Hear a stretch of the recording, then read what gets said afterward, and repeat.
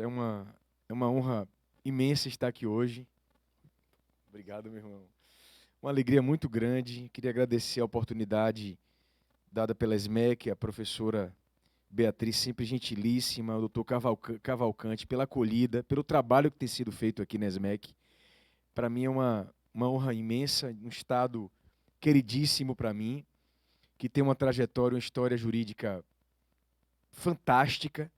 Não preciso comentar, né? O que é que o Ceará produziu e produz para o país inteiro. No futebol, inclusive, eu quero registrar isso. Eu sou torcedor do Bahia, mas o melhor futebol hoje do Nordeste, para mim, está aqui. Não vou dizer que time é, para não gerar problema. Não vou, eu não vou começar já com esse problema, não vou meter minha mão nisso. Bom, eu sou torcedor do Bahia, só registro isso, tá? Mas eu acho que é importante porque eu penso que o fortalecimento do Nordeste, isso é importante para todos nós. Isso me faz lembrar, não estava no script, mas existe uma obra de Clóvis Bevilacqua que honra o Ceará e o Brasil, vocês sabem disso, que é uma obra pouco conhecida de filosofia geral. E no dia em que eu encontrei essa obra em São Paulo, eu fiquei paralisado quando eu vi. Por quê? Porque eu já conhecia várias obras no campo do direito civil de Bevilacqua, mas a filosofia eu não conhecia. E você vai conhecer o pensamento do autor estudando a filosofia dele. E é um trecho na obra dele em que ele diz mais ou menos o seguinte: ele era muito influenciado na época, claro, pelo cientificismo, pela visão sociológica muito voltada àquele cientificismo darwinista. É uma época do positivismo isso, né? Não havia como ele se libertar disso, ele pensava daquela maneira. Então ele fala que o Brasil jamais produziria, assim, não seria uma referência na ciência do direito, nas ciências, porque o Brasil seria um país de clima quente. Ele escreveu isso, e os países tropicais seriam mais voltados à arte, à dança. Se eu encontrasse a quem eu chamo carinhosamente de Bebé, espero não encontrá-lo, porque eu sei que ele está em outro plano, tão cedo, eu diria: Bebé, me permita dizer que você errou quando disse isso. Mas como assim, Pablo? Você é um exemplo de que havia um erro na sua fala. Veja o que você produziu. Veja o que o Nordeste produziu e produz. Veja o que o Brasil produz no direito e nas ciências. Então, não é por aí. Aí um aluno falou: professor, mas realmente quando faz frio eu fico mais em casa. Então eu vou estudar mais. Mentira, você vai dormir. Então não é por aí. Então essa ideia de que países de clima tropical somente despontariam na música, na arte, despontamos também, mas nas ciências também. E um exemplo disso é a produção nordestina. É a produção do próprio Clóvis Bevilacqua. E eu falo isso assim com muito orgulho, não com a visão corporativista. Eu não gosto de sectarismo. Não me agrada isso, esse divisionismo que se vive hoje. Não. Eu penso que cada um produz de uma maneira. A gente tem de pensar dessa forma, né? Quer dizer, a ideia de você imaginar que a sua verdade é única. Isso é terrível. Há uma história contada na Índia, nada disso estava no meu script, mas eu não sei, eu vou ouvir uma intuição, vou falando, tá? Sempre foi assim. Há uma história contada na Índia interessantíssima. A história diz o seguinte: um pai, esse pai tinha 5 ou 6 filhos. Todos os filhos nasceram com a deficiência visual. E eram felizes, muito bem cuidados por esse pai. E na Índia, vocês sabem que eles cuidam muito do elefante, é um animal muito querido na Índia. E havia um elefante naquela família. O pai saiu para fazer uma viagem e disse: olha, lá vem o elefante. Os filhos começaram a lavar o elefante, dar um banho no elefante. E começaram a discutir como era o elefante, já que eles não enxergavam. Os irmãos que estavam lavando a lateral do elefante diziam: o elefante se parece com a parede, porque eles estavam lavando a lateral do animal. Os irmãos que estavam lavando as pernas diziam: não, não, não. Eles se parecem com tubos grossos, eu tenho certeza. Os ânimos começaram a se arrefecer. O outro disse negativo. Esse lavava a cauda do elefante. O elefante se parece com uma cobra que se movimenta. O que lavava a tromba disse, não, mas não é tão fino assim como você está dizendo, não. É algo um pouco mais grosso. E começaram a brigar. E o irmão que lavava as orelhas disse, está todo mundo errado. O elefante se parece com dois grandes abanadores. E começaram a brigar entre eles. Irmãos que se davam bem. Quando o pai chega, ele diz, então vamos saber quem está com a verdade. Qual de nós? Aí o pai diz, todos estão certos e todos estão errados. Porque todos, cada um, descrevia uma parte da verdade única. Assim é com as religiões. E assim é com muitas áreas do conhecimento. Em que as pessoas, por vezes, não se reconhecem no outro. Não respeitam o outro. Não olham para o outro. Então, a gente olhar para o que o Nordeste produziu, o Brasil produziu, é algo que nos dá orgulho e que deve nos dar sempre o norte da humildade. Porque quanto mais você cresce, mais simples você deve ser. Eu digo isso abrindo a minha fala, homenageando um grande jurista que faleceu há pouquíssimo tempo, professor de muitas gerações, o professor José Manuel de Arruda Alvim Neto. O professor Alvim,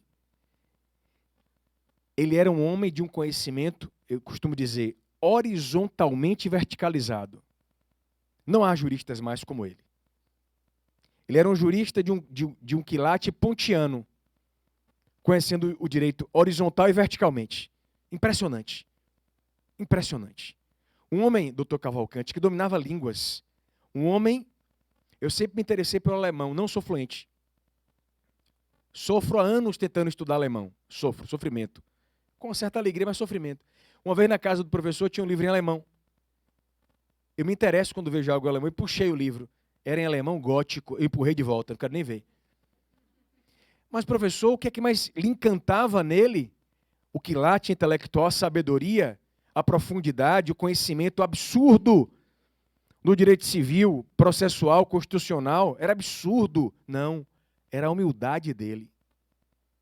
Isso é o que mais me encantava. A maior de todas as virtudes. E que a humanidade deveria ter aprendido mais. Eu falei isso com minha esposa. A pandemia da Covid-19 foi um duríssimo ensinamento. Vou pegar essa água que está mais quentinha. Um duríssimo ensinamento. É água? Eu ia beber isso aqui. Eu ia beber o álcool, ia ficar chato. Muito obrigado, eu ia beber, mas tudo bem. Ia ser triste, imagine, né? Não, professor, chegou um professor da Bahia e não entendi porque ele começou a beber álcool.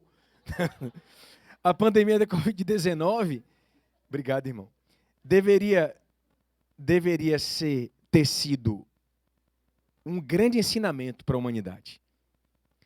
Por quê? Porque a humanidade tem dois caminhos de elevação. Dois.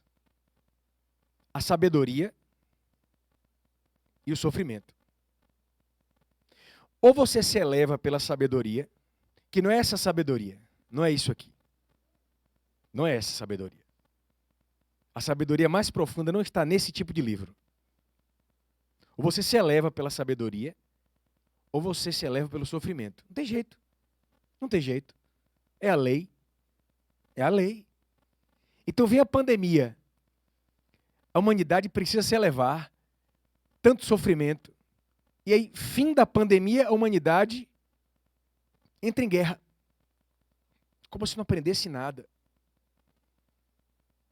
A pandemia da Covid-19, juridicamente, vou sintetizar, deve ser entendida como um evento fortuito ou de força maior. Não é nenhum segredo isso. Eu não vou aqui abrir essa discussão. É importante que vocês saibam que o parágrafo único do artigo 393 do Código Civil, parágrafo único do 393, ele foi muito inteligente. Porque a doutrina se digladia quanto à diferença entre caso fortuito e força maior. O legislador, inteligentemente, não se envolveu nisso. Falou assim, parágrafo único do 393. Caso fortuito ou de força maior, tanto faz, é aquele fato necessário cujos efeitos não se pode evitar ou impedir. Ponto. Então a pandemia da Covid é um evento fortuito ou de força maior. Ok. Ok. No campo do direito contratual, que é a minha fala, o meu tema, eu precisava falar da humildade, depois eu vou voltar a isso. No campo da teoria do contrato, é muito importante, sobretudo nesse momento pós-pandêmico, né? Pedindo a Deus que seja pós-pandêmico mesmo, e há de ser, que a gente entenda que a pandemia, ela não poderia se transformar num salvo-conduto para justificar o inadimplemento contratual. Porque eu peguei vários casos, processos judiciais, em que o devedor, numa petição simples, dizia, não vou pagar porque, em razão da pandemia. Gente, não funciona assim. Vamos lembrar Robert Alex, o ônus da argumentação jurídica. Não é simplesmente você alegar pandemia para você invocar uma espécie de salvo-conduto justificador do inadimplemento contratual. Não, esse é um ponto inicial na nossa linha de raciocínio. A pandemia não poderia ser transformada num salvo-conduto. Bom, três situações. Pode deixar ligado esse aqui também, viu, irmão? Vou ficar nos dois. Três situações, fundamentalmente, no campo da teoria do contrato, poderiam acontecer. Eu estou sintetizando. Três situações. Três. Pandemia da Covid-19, né?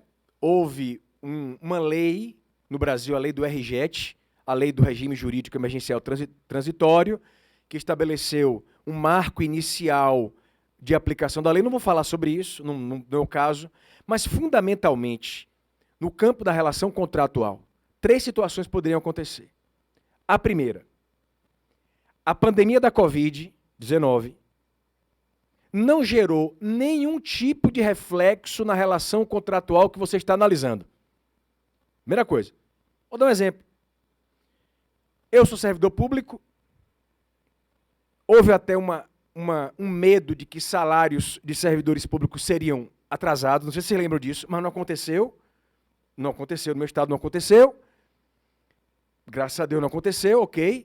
Eu pago um serviço de internet, relação contratual, que estava sendo prestado o serviço, a pandemia sobreveio, eu continuei pagando, eu pergunto aos senhores, aos amigos, o que é que a pandemia reverberou nessa relação contratual? Nada. Absolutamente nada. Absolutamente nada. Certo? Então, primeiro cenário é esse. A pandemia não repercutiu em nada na relação contratual que você está analisando. Bom, segunda situação.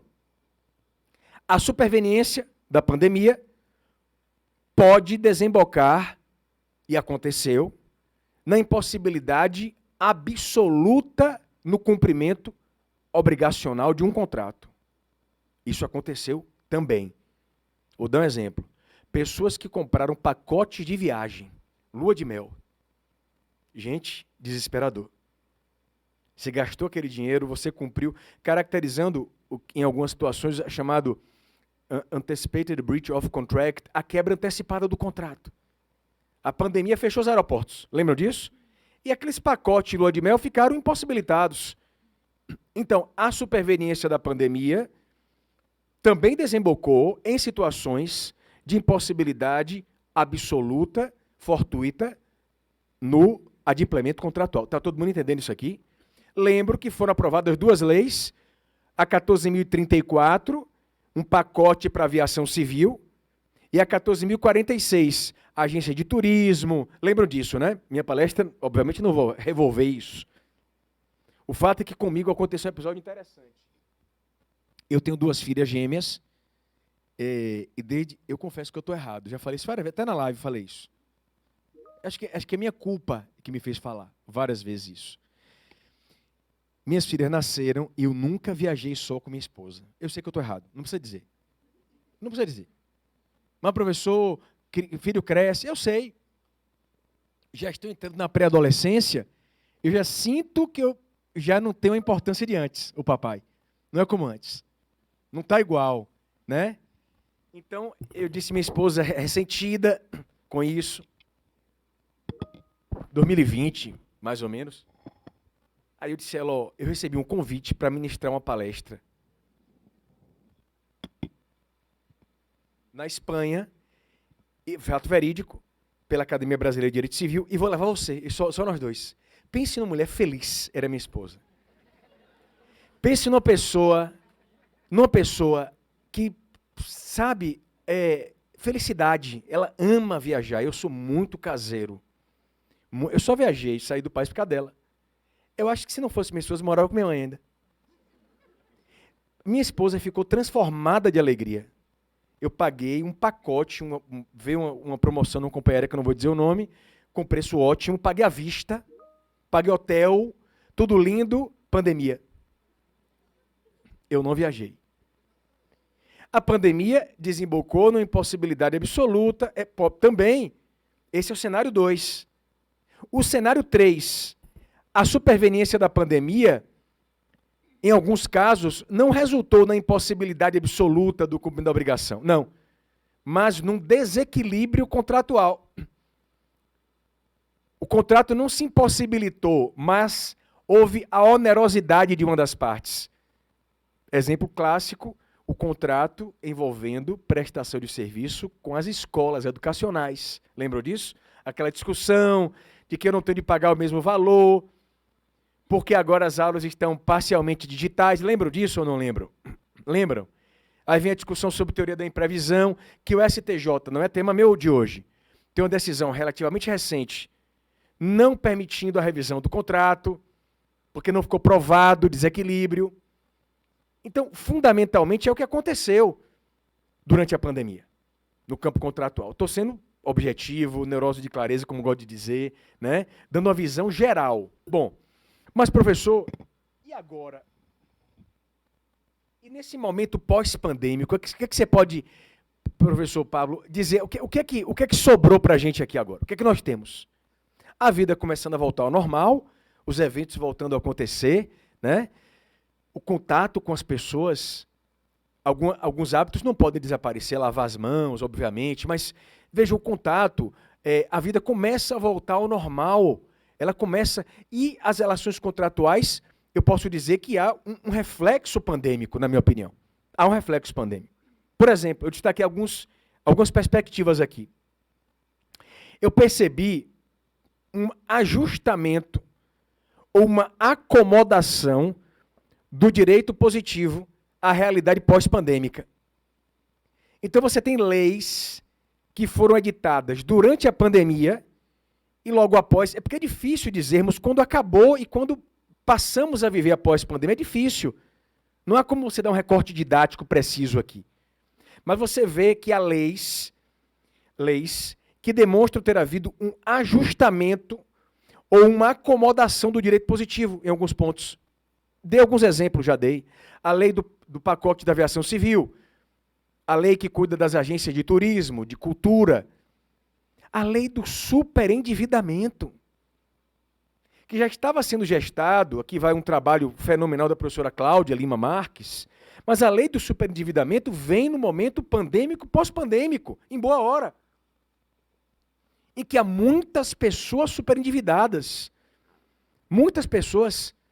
Então, a lei do superendividamento, gente, isso é importante, é, na minha opinião, uma demonstração, ainda que ela não tenha sido concebida originalmente numa perspectiva pandêmica, a aprovação nesse momento não deixa de ser um ajustamento do direito positivo. Ela chega numa hora melhor impossível. O superendividamento, à luz do artigo 54A, parágrafo 1º do CDC, porque essa lei altera o CDC, vocês sabem disso. O superendividamento é a impossibilidade manifesta de um consumidor, pessoa natural, de boa fé, pagar a totalidade das suas dívidas de consumo exigíveis e vincendas, sem comprometer seu mínimo existencial nos termos da regulamentação, que veio depois. Então veja, inclusive tem um enunciado da 9ª jornada de Direito Civil, o enunciado 650, que entende que as dívidas podem até ser dívidas civis. Então veja, o que é o superendividado? É a pessoa física que pela letra da lei está atolada e não pode cumprir as obrigações sem comprometer o seu mínimo existencial. Veja a expressão que é usada, né? Isso é fantástico. Então, seu Antônio, nome fictício. Seu Antônio recebe um salário mínimo, R$ 1.000 e poucos. Vamos arredondar, ele recebe R$ 1.500. Seu Antônio está devendo 8.000 de escola, 5.000 tratamento médico, 4.000 telefonia, 3.000 reforma da casa. Ele não tem como pagar. Ele não é um devedor comum, ele é um superendividado. Por isso que é muito importante. Veja que essa lei é, na minha opinião, um exemplo de um reflexo pós-pandêmico. Repito, ela não foi concebida levando em conta a pandemia. Mas a aprovação dela veio no momento pós-pandêmico de acomodação do sistema. O superendividado não é qualquer pessoa. Muitas vezes o superendividado é uma pessoa depressiva. Em alguns casos, com tendência suicida. Por isso, que os tribunais, na verdade, as leis de organização judiciária, devem instituir varas e unidades especializadas. Eu não tenho dúvida disso. Inclusive porque a lei do superendividamento não pode ser aplicada pelos juizados. Por uma razão simples, eu não posso falar mais porque esse tema não é meu aqui hoje. A lei do superendividamento consagra um procedimento especial. E todo mundo aqui sabe que os juizados têm o seu próprio procedimento. Sem falar que a lei do superendividamento muitas vezes desemboca na necessidade de perícia, viu, gente? Tem que periciar para saber como vai ser o plano de recuperação. Porque a lei do superendividamento é como se ela fosse irmã da lei de recuperação judicial das empresas. Estão entendendo, né? Então, esse é um reflexo. E eu sei que o tema não é meu hoje, mas me permite, doutor Cavalcante, fazer um comentário sobre essa lei? Ela tem um dispositivo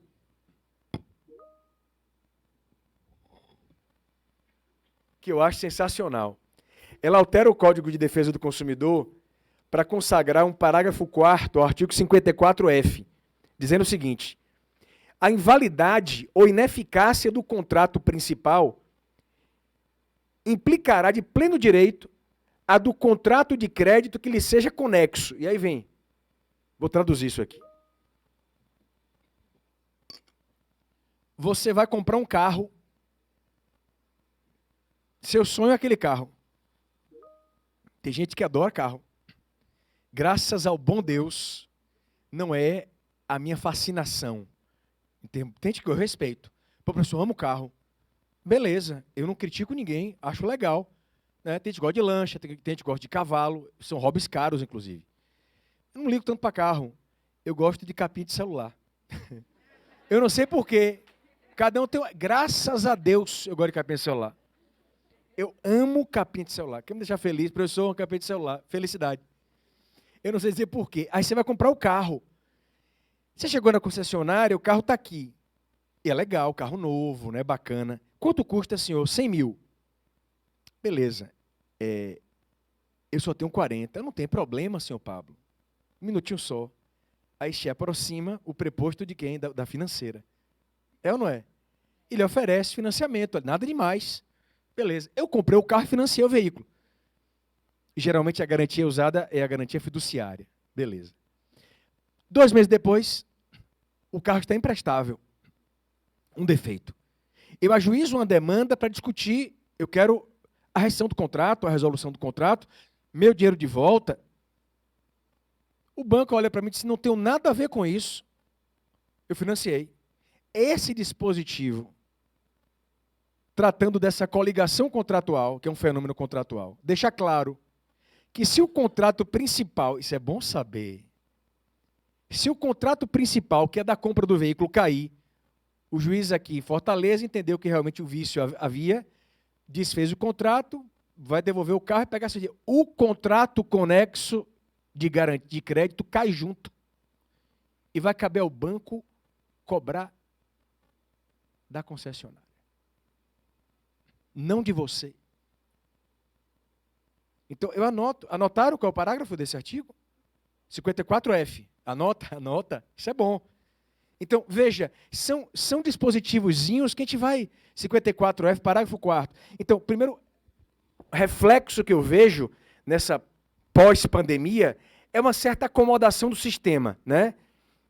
A jurisprudência, as leis. Um outro reflexo, doutor Cavalcante, que eu destaco aqui, é que, para mim, não foi criado pela pandemia, mas foi acelerado pela pandemia, é a absorção tecnológica pelas relações jurídicas. A absorção da tecnologia. Gente, não tem como correr disso. Não tem como correr disso. Eu vejo pelas minhas filhas. Eu fui da época do papel. Eu fui da época em que eu ia pesquisar, tudo bem, eu não sou tão idoso assim, mas a internet, ela só foi difundida a partir de quando? Final da década de 90. Você se lembra como era a internet no início? Ninguém lembra como era. Então eu pesquisava enciclopédias. Hoje não.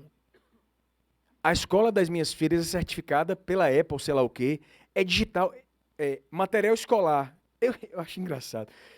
No meu tempo era papel crepom. Papel crepom. Hoje é iPad, tablet com configuração tal de iPad. Eu perguntei à minha esposa, eles vão pagar? Eles vão comprar, né? O iPad. Eles vão comprar o iPad. A velocidade, eu não sei se... Quem tem filho, levanta a mão aqui, por gentileza. A maioria. Quem tem sobrinho, tem também aqui, né? Você já percebeu a velocidade daqueles dedinhos? Não percebeu? Vocês perceberam a velocidade daqueles dedinhos? Vocês perceberam que nós tivemos... Eu me dirijo aqui a quem viveu os anos 80 como eu vivi, uma década fantástica, inclusive. Nós tivemos de aprender ecologia, respeito ao meio ambiente, aos animais. O que eu vou dizer aqui agora, pouquíssimos vão entender. Eu assisti Spectroman, ninguém sabe o que é isso. Alguém lembra do que é isso? Ninguém vai lembrar.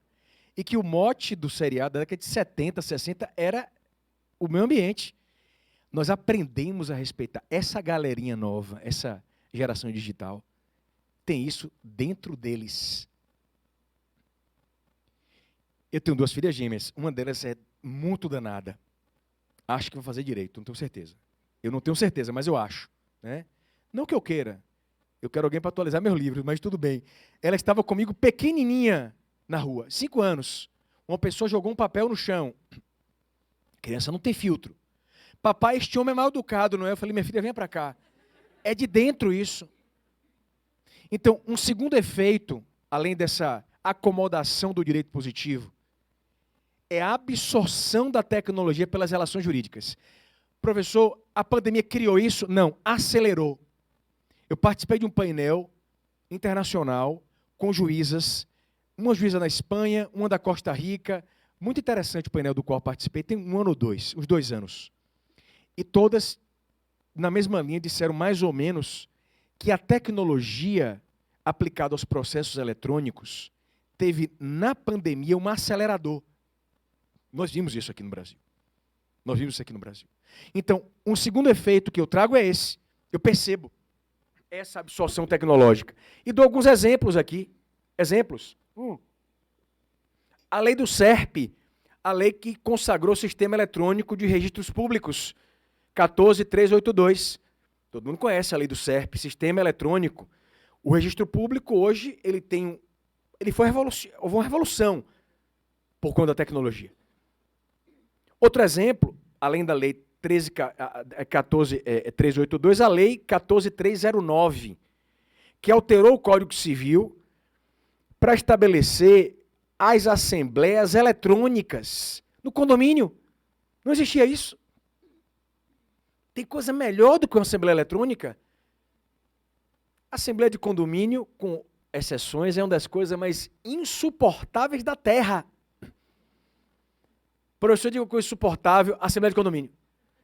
Porque há pessoas que lidam com, assim, a pequena autoridade, eu sou o dono e sai de baixo. Ali. Sai de baixo.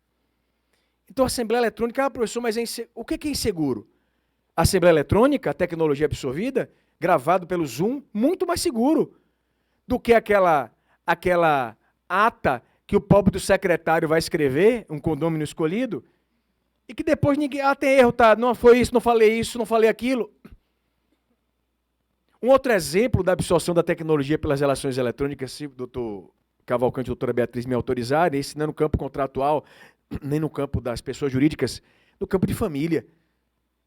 O artigo 67, parágrafo 8º da Lei de Registros Públicos, alterado pela lei do SERP, consagra hoje a possibilidade do casamento por videoconferência virtual. Tecnologia. Vocês sabiam disso? Você pode casar hoje virtualmente. Virtualmente. Mas como assim, professor? O casamento está agendado para o dia 30 aqui em Fortaleza. Só que o noivo viajou para os Estados Unidos. A noiva está aqui em Fortaleza, ou viajou, mas eu quero me casar no dia 30. Não tem problema. Tem que constituir procurador. Era uma saída. Não precisa. Você vai assinar digitalmente, pelo certificado digital, CP, enfim, e vai participar de uma audiência, de uma solenidade virtual. Virtual. Eu assisti uma matéria antes dessa lei, hoje é lei, permite o casamento virtual, tá? Mas antes dela, eu até cito em meu livro, uma matéria em que houve um casamento virtual, deve ter sido feito via procuração na época, o juiz de paz aqui no meio, a noiva estava sei lá onde, na França, o noivo nos Estados Unidos, não queriam perder a data, e aí eles constituíram, deduzo, procuradores, que carregaram para a solenidade notebooks. Ficaram segurando notebook. Uma pessoa segurando a cabeça do noivo e o outro a cabeça da noiva. Tudo ao vivo. A coisa mais fofa. Não, mas ouça, foi o beijo. Na hora do beijo, brasileira sensacional, aproximaram as telas do notebook e fizeram assim, ó. Aí colaram tela com tela. Veja, hoje eu estou dando esse exemplo para mostrar como a tecnologia chegou. Não tem para onde ir mais. Então, esse é um segundo efeito que eu destaco aqui. É a absorção da tecnologia pelas relações jurídicas. E um terceiro efeito, aqui já a parte final, pós-pandêmico, na minha opinião acadêmica, é o fortalecimento dos pilares principiológicos da função social e da boa-fé objetiva. Eu não tenho dúvida. Pode ver a jurisprudência. Faça uma pesquisa. Faça o seguinte, professora Beatriz, faça um recorte, 30 anos, há 30 anos, ninguém falava em função social e boa-fé objetiva. Há um fortalecimento, isso é belíssimo. E a pandemia reforçou isso aqui. Reforçou isso aqui. A função social... Você pede ao nosso amigo um pouco de álcool natural, minha amiga? Para eu não tomar aquele álcool que está ali. A função social, no campo do contrato, que é o meu recorte, está no artigo 421 do Código Civil Brasileiro, o princípio da função social. Este artigo 421 diz que a liberdade contratual será exercida nos limites da função social do contrato. Aí, está aqui. O mais sensacional para mim, quando eu estudei função social, grandes autores falam sobre isso, autores modernos, Gustavo Tepedino, Flávio Tartucci, meu amigo, professor Luiz Edson Fachin, Paulo Roberto Nalim, foi eu me deparar com a doutrina de Enrico Cimbali, que faleceu aos 31 anos, e que em 1884, aos 30 anos, por aí, ele tem uma obra famosa, Cimbali, sobre as transformações, a nova fase do direito civil, Estou no final do século XIX. Dr. Cavalcanti, Cimbali, foi um jurista italiano, até da região da Sicília, pelo que eu me lembro. Ele escreveu um ensaio sobre posse, com 20 e poucos, 30 anos, que abriu as portas de Roma para ele. Eu fico impressionado quando eu vejo isso. Savigny, Frederic Savigny, que foi um gênio. Ele se imortaliza aos 23 anos. Eu me impressiono com isso, gente. Eu preciso dizer isso. Porque com 23 anos, eu não tinha ideia de que dia era hoje. O que é que um jovem de 23 anos faz hoje? Eu até gostava de ler, pelo menos. O que é que faz hoje? Eu sei que o mundo mudou, professor. Savigny, aos 23, escreveu o Tratado da Posse. Todos lembram aqui, nesse auditório, que quando você estuda a posse, você estuda a teoria de Savigny, a teoria de Ehring. Lembra disso? Com 32 anos, 34, ele era um dos reitores da Universidade de Berlim. O grande professor Otávio Rodrigues, que tem uma obra monumental, O Direito Civil Contemporâneo, ele diz: Savigny foi a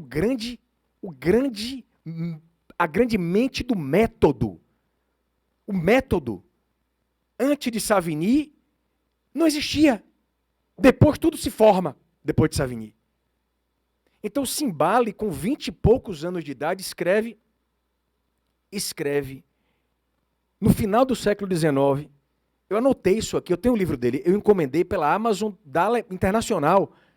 Ele escreve: a necessidade de a obrigação civil experimentar limites racionais em prol do interesse social. Gente, isso é função social.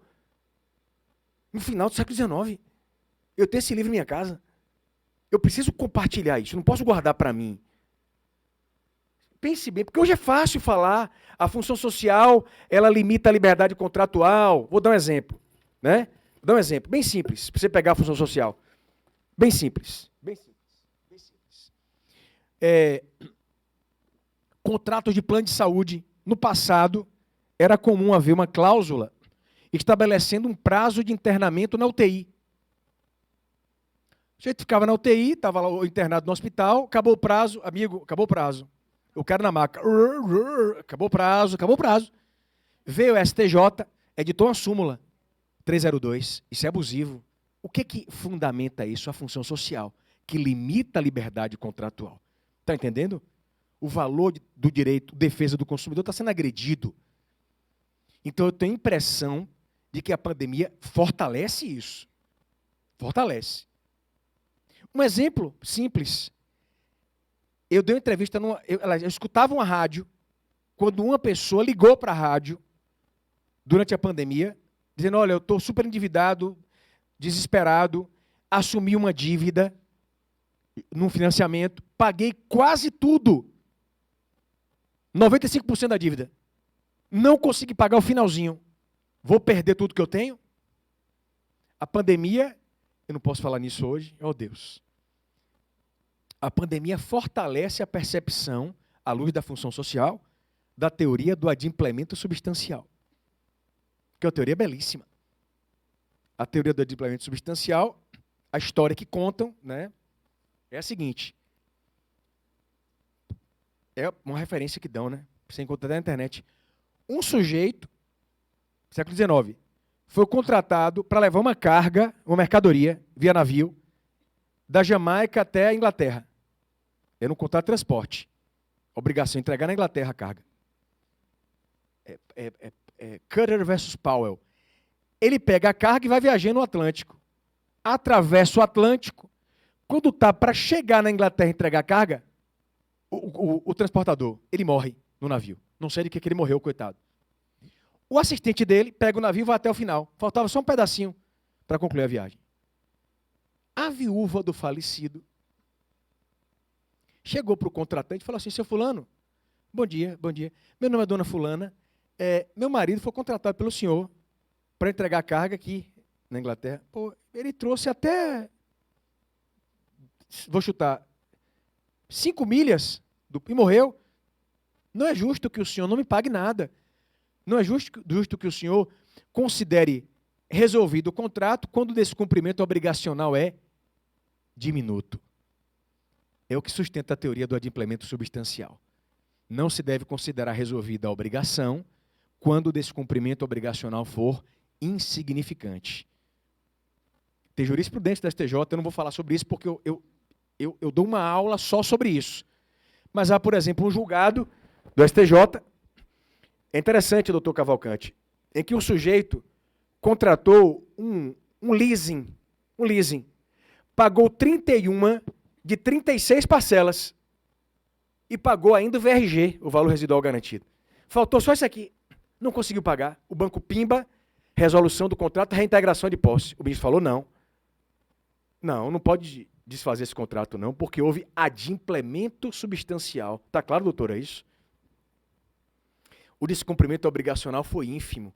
A grande questão, eu não posso falar nisso, mas já estou falando, é que não há na lei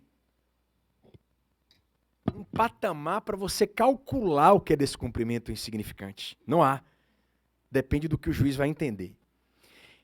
A aula não é sobre isso, mas eu já anoto que o STJ não aceita que você alegue adimplemento substancial no caso dos alimentos. O sujeito está devendo alimentos, uma grana para o filho, passando fome, escola atrasada, está devendo 20 mil, conseguiu 18. Consegui 18, não vou para a cadeia não, porque meu descumprimento foi insignificante. Negativo. Tem que pagar os 20 mil. O STJ não aceita a aplicação dessa teoria no campo de família nos alimentos. Vocês sabiam disso? E também não aceita, Deus, eu não posso falar nisso, na alienação fiduciária. Você vai financiar o seu carrinho, financiou em 48 prestações. Já estou falando, meu Deus. Financiou em 48 prestações, pagou 45. Vamos botar 43? Faltavam 7. Pouquinho. Ou 45. 48, perdeu o emprego. Não pode aplicar a teoria. Academicamente, eu não concordo à luz da função social, é minha opinião. Mas o STJ não aceita. E o STJ vai até além. Após a edição... Deus, não é sobre isso, mas vou falar. Após a edição da Lei 10.931, o STJ ele é mais rigoroso ainda. Por quê? Porque há uma súmula 284 lá da STJ que diz assim, quando você financiou, vou pegar o exemplo do carro, via alienação fiduciária, e você pagou mais de 40% do financiamento, suponha, você financiou em 48 prestações, pagou 33, pagou mais de 40%. A súmula 284 dizia que o devedor, para evitar perder o bem, à luz da função social, na minha opinião, poderia purgar a mora. Então, você pagou 33, perdeu o emprego, não pagou a parcela 34, 35 e 36. O banco ajuizava a ação para pegar seu carro. Você podia purgar a mora, pagar o atrasado, e você ficava com seu carro. Hoje não. O STJ entende que não há mais essa possibilidade de purgação da mora nesse quadrante, porque o banco tem o direito de, se houver um atraso de sua parte, cobrar tudo. A parcela 33, 34, 35, 36, 37, 38, 39, 40, 41, 42, 43, 44, 45, 46, 47, 48. Não atrase a prestação do carro. Você está entendendo? É uma visão, a visão, tem as razões, eu não estou discutindo, tá? Então, a teoria, eu academicamente não concordo, acho que poderia ser diferente, mas é um entendimento que está assentado no STJ. A gente tem que respeitar, tem de entender, tem de conhecer. Então, a pandemia, na minha opinião, traz à luz uma teoria como essa, do adimplemento substancial. Que é uma teoria útil, porque impede o desfazimento do contrato. Imagine um contrato que seguro. Seguro. O seguro do seu veículo. Estou dando um exemplo com o carro que é mais fácil de entender. Você dividiu o prêmio é o que o segurado paga à seguradora, vamos lembrar. Em 5 prestações.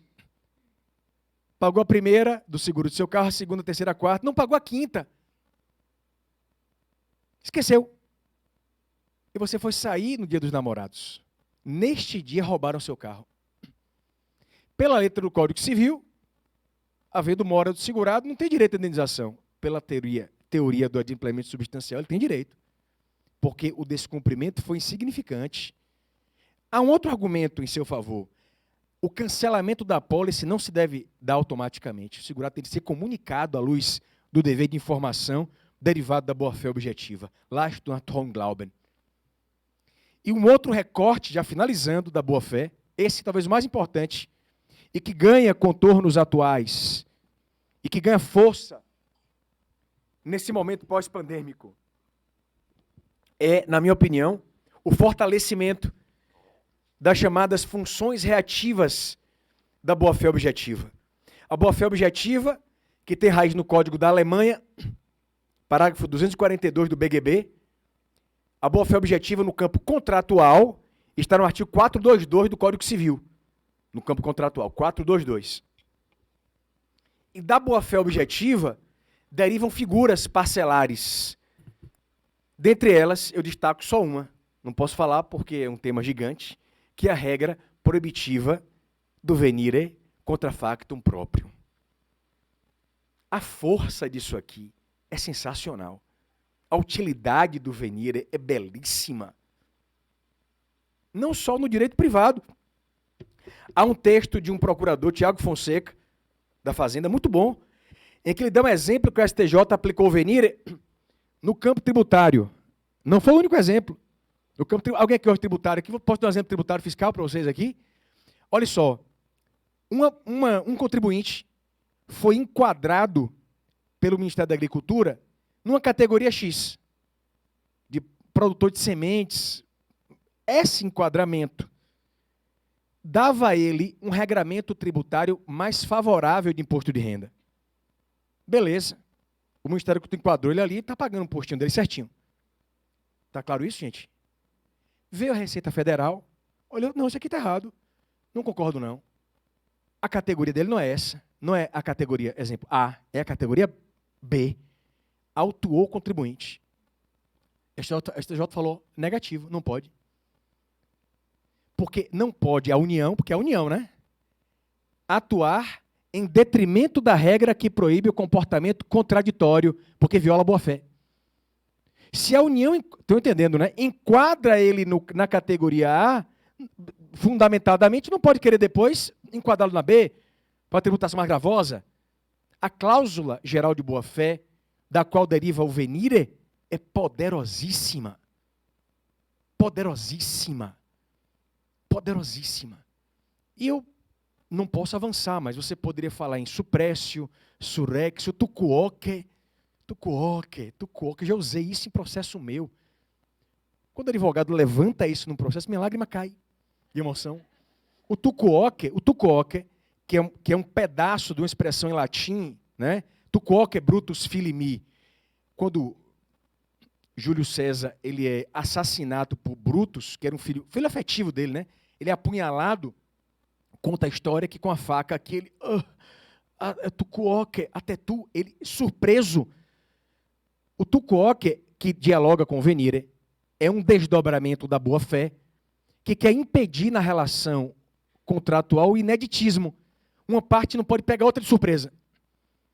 É o exemplo clássico do contrato de empreitada, que eu contrato você, um construtor, engenheiro civil, empreitada de materiais, ficou ajustado que eu te entregaria os materiais para você realizar a obra, eu não entrego os materiais e lhe pego de surpresa, cobrando de você judicialmente a obra.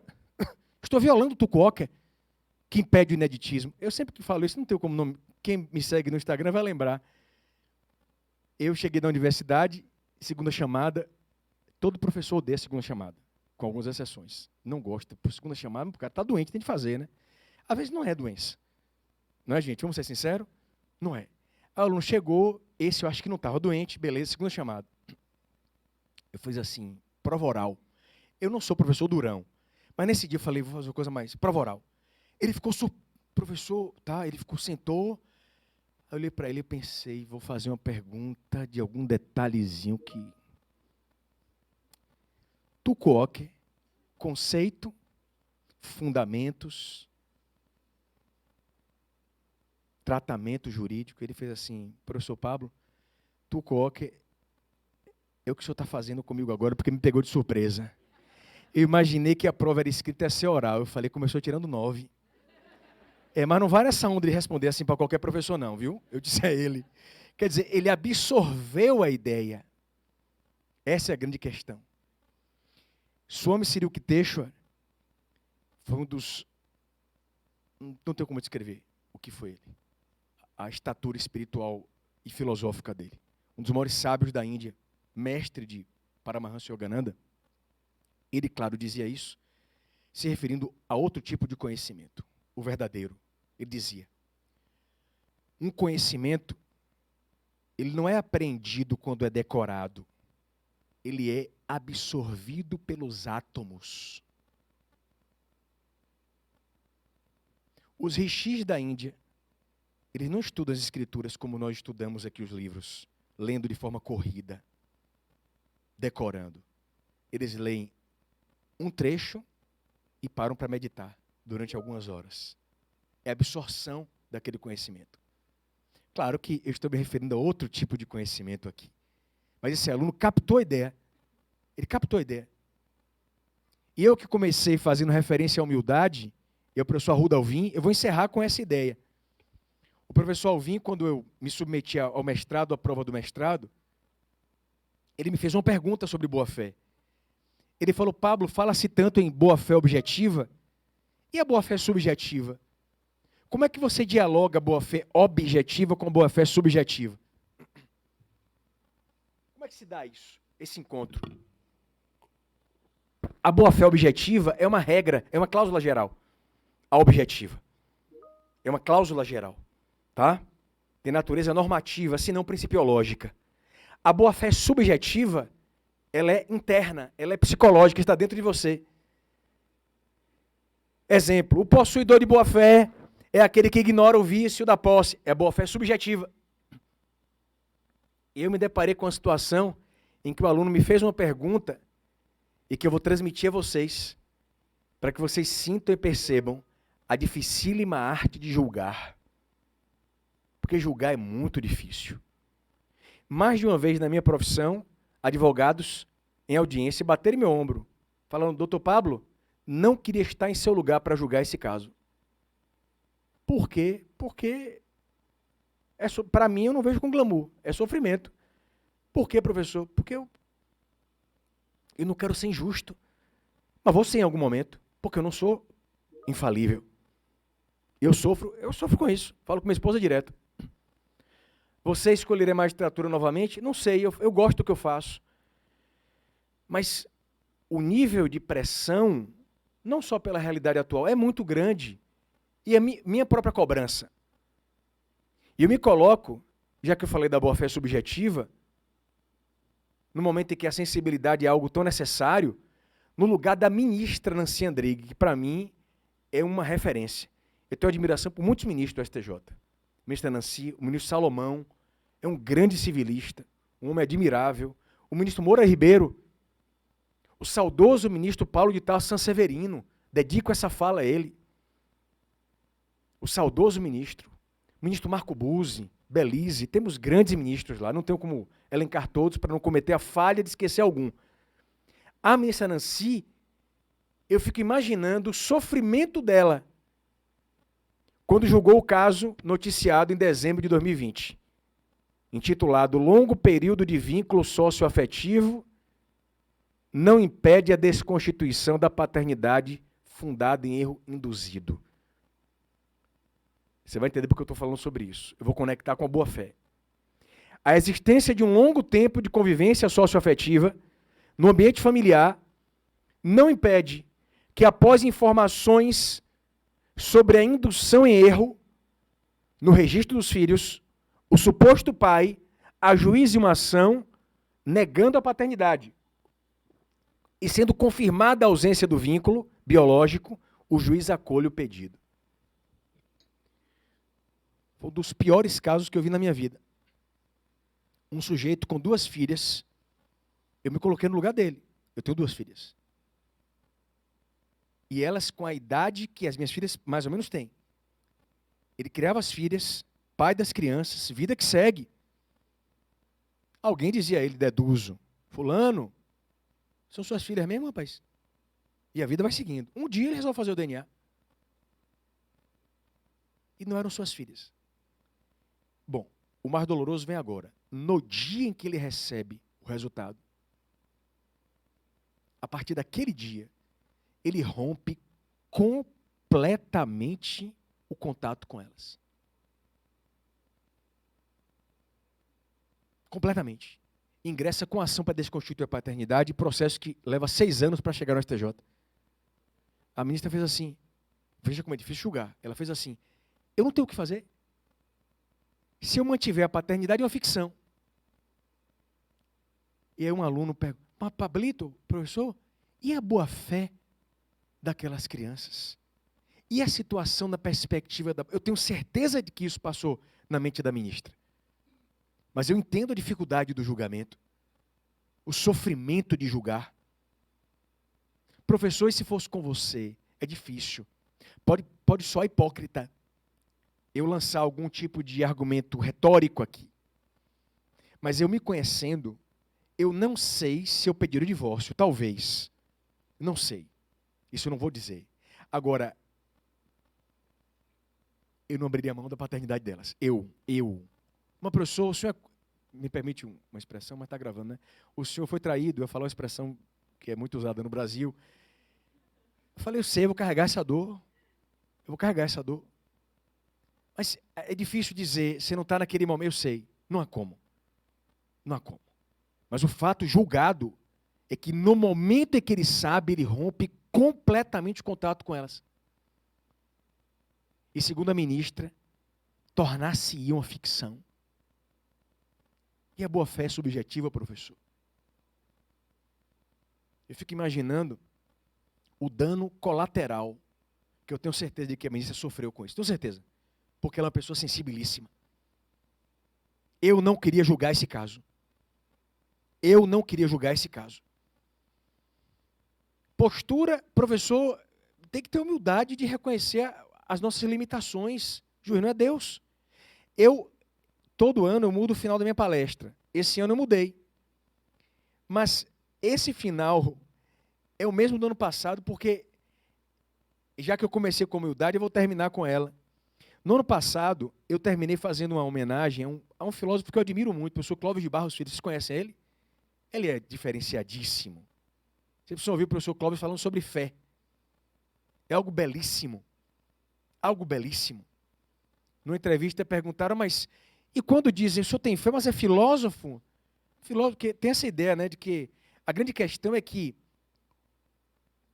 a percepção divina não é incapacitante, muito pelo contrário. Aí quando disseram ele, mas o senhor é filósofo, falou assim, aí ele responde, você que está dizendo que eu sou? Ele conta em vários podcasts, entrevistas, um amigo meu foi aluno dele, ele conta um episódio que eu acho sublime, professor Clóvis de Barros, sublime. Ele, há muitos anos, ele foi aluno de um grande sociólogo. E eu sou aquele cara meio chato, sabe? Doutor Cavalcante, quando eu ouço uma referência a alguém, um sociólogo, eu vou atrás. Eu achei o livro desse sociólogo. Eu não encomendei ainda, mas já achei. Meditações Pascalinas. Professor Clóvis, professora Beatriz, foi aluno do grande Pierre Bourdieu, que foi um sociólogo famosíssimo, importantíssimo. Isso é fato. Na École de Paris, da França. Na École de France. E lá em Paris, ele era aluno de Bourdieu. Ele contando as aulas, ele contando numa entrevista, é muito interessante, porque o auditório era um auditório grande, ele sentava na frente, e o professor Bourdieu era um homem dificílimo. Ninguém tinha coragem de perguntar nada a ele. Coragem zero. Um belo dia, o professor Bourdieu, ensinando sociologia, transmitia aos alunos uma frase. em francês, não me arrisco, vou falar em português. Ela dizia: os circuitos de consagração social serão tanto mais eficazes quanto maior a distância social do objeto consagrado. Eu vou repetir. Os circuitos de consagração social serão tanto mais eficazes quanto maior a distância do objeto social consagrado. Repetindo, última vez. Os circuitos de consagração social serão tanto mais eficazes quanto maior a distância social do objeto consagrado. O professor Clóvis ficou com isso na cabeça. O que esse homem quis dizer com isso? Os circuitos de consagração social são tanto mais eficazes quanto maior a distância do objeto social consagrado. Os circuitos de consagração social serão tanto mais eficazes quanto maior a distância do objeto social consagrado. Ele não entendeu. No dia seguinte, Bourdieu termina a aula, está indo embora. Ele então levanta a mão e diz: professor, um minuto, eu tenho uma pergunta.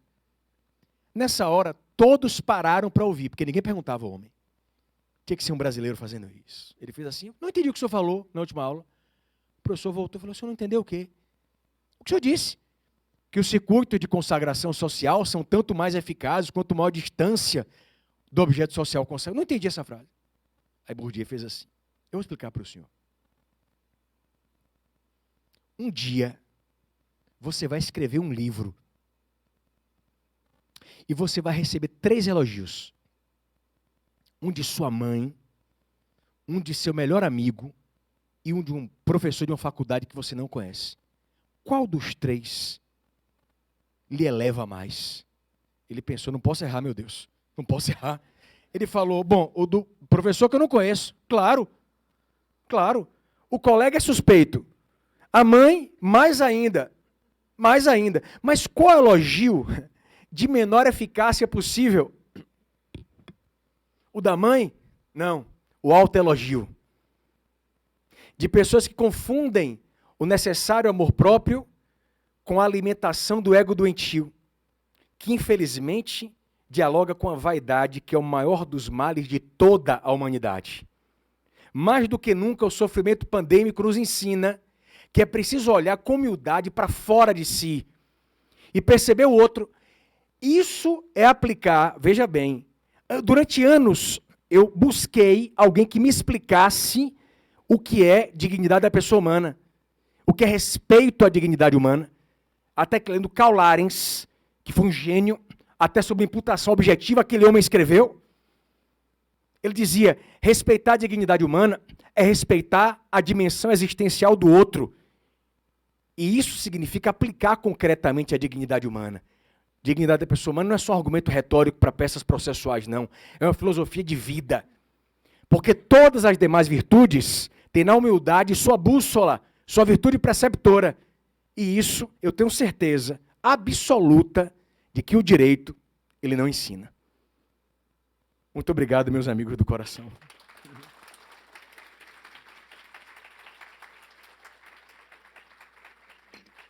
Eu trouxe um livro para sortear, aqui agora. Como eu sempre digo, desejando que aquele que nunca ganhou nada, ganhe o livro. Porque tem gente que tem sorte para sorteio e tem gente que não tem sorte para sorteio, né?